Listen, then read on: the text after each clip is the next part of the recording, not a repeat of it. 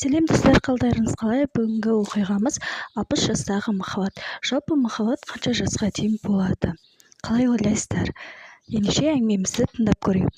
Қара шаңырақта тұратын келіндер түсінеді ата-енемен тұрғанның қандай екенін. Сондай мәселенің бірі Айсара баяндап берді.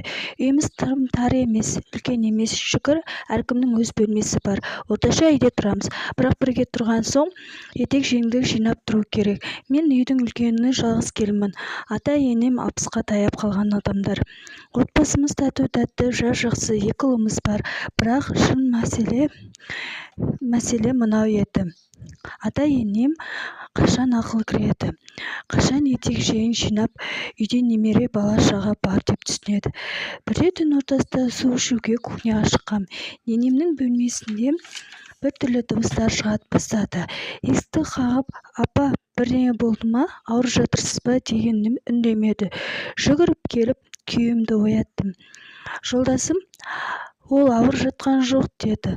Сөйтсем, басқа екен ғой. Бетімнен отым су ете қалды. Таңертең шай беріп, ұялып отырдым. Олардың ұяты да жоқ. Ата мен енем қырындап отырады бір-біріне. Кейде құшақтасып отырады. Мұның бәрі ерсі көрінеді. Мың жерден махаббаттары асып тұрса да, бұл әрекетін қою керек. Әдепті ұстау керек. Үйде келін бар, немере бар дегендей. Сіздердің ойларыңызша, бұл ерсі ме, әлде қалай ойлайсыздар?